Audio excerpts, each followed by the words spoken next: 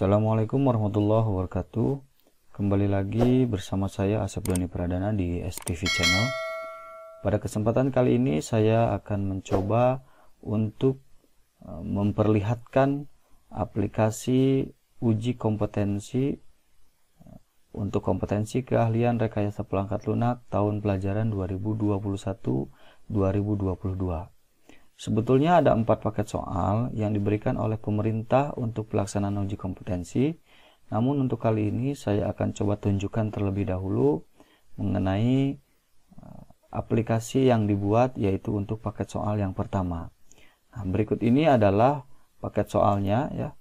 Nah, ini untuk paket soal yang pertama itu mengenai membuat aplikasi catatan perjalanan ya. Penugasannya itu adalah penugasan perorangan dalam bentuk praktik selama 16 jam.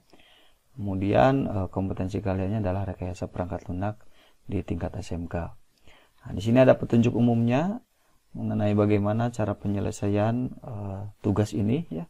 Dan kemudian ada juga daftar peralatannya ya, terkait komputer, kemudian PC atau laptop ya dengan spesifikasi minimalnya seperti ini ya. Minimal RAM-nya 2 GB dengan storage 256. Kemudian ada keyboard, mouse, monitor, dan prosesornya adalah dual core. Kemudian software pendukungnya ini minimalnya itu adalah Windows 7. Kalau misalkan pengguna Windows bisa menggunakan Linux atau sistem operasi lain yang memang bisa digunakan untuk menyelesaikan permasalahan ini. Kemudian ada juga aplikasi code editor atau text editor. Ini juga dibebaskan ya, bisa menggunakan Sublime Text, kemudian Atom, Visual Studio Code, Notepad++, dan lain sebagainya. Kemudian aplikasi web designer, ini juga bisa digunakan kalau memang itu perlu. Kemudian web server, ya, bisa menggunakan XMPP, WMPP, kemudian LAMPP, ataupun yang lainnya.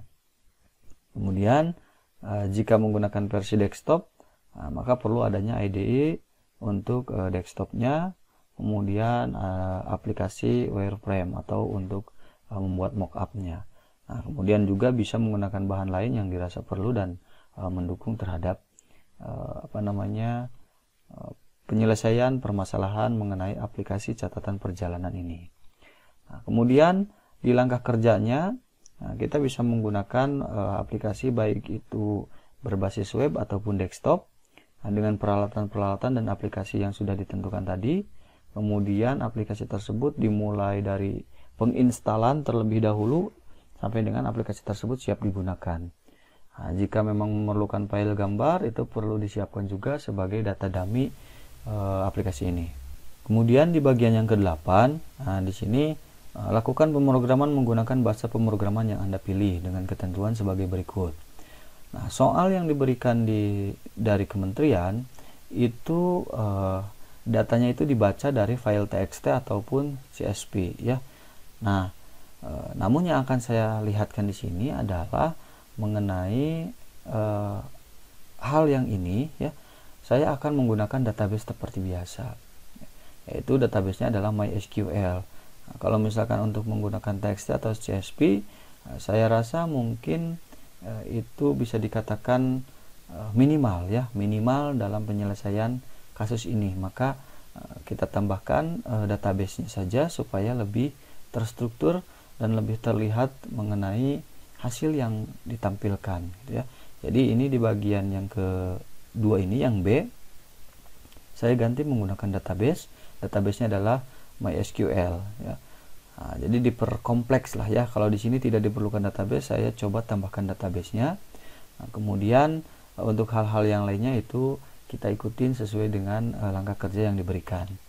Nah, yang selanjutnya ini adalah mockup-nya ya. Kalau misalkan memang kita ingin menggunakan versi yang diberikan oleh kementerian ini, tapi tentunya ini adalah minimal ya, minimal tampilannya harus seperti ini. Kita bisa memanipulasinya atau merubahnya menjadi lebih baik. Nah, yang terpenting adalah standar minimalnya sudah ada ya, atau sudah sesuai dengan yang diminta ya. Nah, di sini juga aplikasi ini digunakan sebagai diri perjalanan di masa pandemi. Catatan perjalanan yang diisikan sekurang-kurangnya meliputi tanggal perjalanan, waktu, lokasi yang dikunjungi, dan suhu tubuh saat memasuki lokasi. Kemudian ada loginnya menggunakan nick dan password. Ya, kemudian nanti ada isian yang tadi, gitu ya, ada tanggal, waktu, jam, lokasi, dan juga suhu. Kemudian juga untuk penampilan datanya itu bisa diurutkan secara ascending maupun descending. Nah, baik, kita coba lihat aplikasi yang sudah saya buat ya mengenai permasalahan ini. Karena ini saya buat berbasis web, maka kita buka aplikasinya, yaitu catatan perjalanan. Nah, ini untuk tampilan pertamanya ya. Jadi ada halaman login ya, kemudian ada password ya. Username-nya menggunakan nick dan passwordnya itu kita tentukan sendiri. Sebelum kita login, ada form pendaftaran dulu. Nah, kalau misalkan belum punya akun, maka silahkan klik daftar. Kita masukin nicknya, misalkan yang ini. Kemudian kita masukin passwordnya. Kemudian nama lengkapnya kita masukin ya. Nah, seperti ini. Oke, daftar berhasil. Nah, maka akan kembali ke halaman login ya. Kita coba masukin ini nick yang tadi dan ini passwordnya. Kita klik login. Nah, maka akan muncul, halo, selamat datang di aplikasi catatan perjalanan. Nah, ini merupakan halaman pertamanya ya, atau halaman utamanya. Di sini aplikasi ini dibuat untuk mengetahui tracking perjalanan Anda untuk mencegah penyebaran COVID-19 ya. Nah, jadi tujuannya untuk itu ya, untuk aplikasi catatan perjalanan ini. Di bagian sidebar ini ya, ada input catatan, kemudian ada riwayat perjalanan, baik itu harian, mingguan, bulanan. Maksudnya adalah riwayat hari itu dia sudah melakukan perjalanan kemana atau sudah berkunjung kemana, kemudian di minggu itu dia sudah kemana, dan di bulan itu dia juga sudah kemana gitu ya. Nah, sehingga mudah untuk trackingnya gitu ya, untuk mengetahuinya. Nah, kemudian sekarang kita coba terlebih dahulu untuk input catatan. Kita klik input catatan. Nah, sesuai dengan form yang diminta, bahwa setidaknya minimal harus ada tanggal, jam, lokasi, dan suhu. Nah, misalkan kita pilih tanggalnya tanggal hari ini. Defaultnya memang sudah tanggal hari ini, tapi kita juga bisa mengisi di tanggal sebelumnya gitu ya. Oke, kita pilih, kemudian jamnya ya, kemudian lokasinya ya, misalkan lokasinya adalah SMKN 1 Talaga, suhunya yaitu 37,1. Klik submit. Oke ya, di sini ada peringatan bahwa please enter please enter a valid value. The two nearest valid value are 37 or 38 ya, karena memang untuk suhu ini di settingnya adalah integer atau number ya. Sehingga tidak boleh ada koma ya, maka kita masukin 37. Tapi nanti kita bisa juga ubah-ubah ya untuk suhu ini, karena kita di sini adalah di plotnya number, maka itu harus bilangan bulat. Nah, tapi kita bisa setting sesuai keinginan kita ya, itu mudah untuk kita rubah. Misalkan kita masukkan 37 saja dulu terlebih dahulu ya. Nah, kita submit, maka tambah data berhasil, oke, dan akan muncul di catatan hariannya ya. Nah, kemudian setelah itu kita juga bisa ubah data, misalkan oh bukan 37, ada kesalahan input misalkan ya. Nah, datanya berapa? Datanya ternyata 36. Nah, maka kita submit lagi, edit data berhasil, maka ini sudah berubah menjadi 36. Nah, kemudian kalau misalkan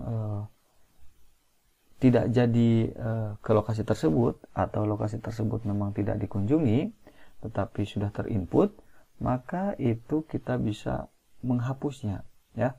Nah, menghapusnya, namun sebelum kita hapus, karena datanya ini cuma satu, kita lihat dulu di riwayatnya. Nah, ini untuk harian. Nah, kemudian ini 1 minggu terakhir, masih data yang sama. Kemudian ini bulan terakhir. Nah, sekarang kita coba inputkan untuk yang bulan ini misalkan ya. Nah, kita coba tanggal 1. Nah, kemudian misalkan jam berapa ya? Jam 12 atau jam 13.30 deh. Kita berkunjung ke Dinas Pendidikan misalkan ya. Nah, dengan suhunya adalah 36. Kita klik submit. Oke, tambah data berhasil. Maka di harian ini tidak ada ya. Di catatan kunjungan harian ini tidak ada. Di mingguan gimana? Di mingguan juga tidak ada. Karena seminggu terakhir dia tidak kemana-mana. Tetapi ketika di bulanan, maka akan muncul bahwa tanggal 1 Februari 2022 jam 13.30 lokasinya ke Dinas Pendidikan, suhunya adalah 36 ya. Kemudian kita juga bisa hapus data. Kita hapus. Nah, yakin data akan dihapus, klik OK. Maka hapus data berhasil dan riwayat perjalanannya tidak ada. Nah, begitu gambaran umum mengenai aplikasi catatan perjalanan. Nah, di sini juga ada tombol logout ya, kita keluar dari aplikasinya dan akan kembali ke halaman login. Nah, mungkin itu gambaran umum mengenai aplikasi catatan perjalanan. Nah, sehingga nanti akan saya coba jelaskan juga di video-video selanjutnya mengenai bagaimana cara membuat aplikasi catatan perjalanan ini, sehingga perjalanan uji kom atau pelaksanaan uji kom itu akan mudah dan akan bisa diselesaikan dengan baik sesuai dengan aturan-aturan yang berlaku di soal uji kompetensi. Baik, itu saja yang bisa saya sampaikan terkait video mengenai aplikasi catatan perjalanan. Sampai jumpa lagi nanti di video-video selanjutnya. Jangan lupa untuk di subscribe STV channel. Saya akhiri. Assalamualaikum warahmatullahi wabarakatuh.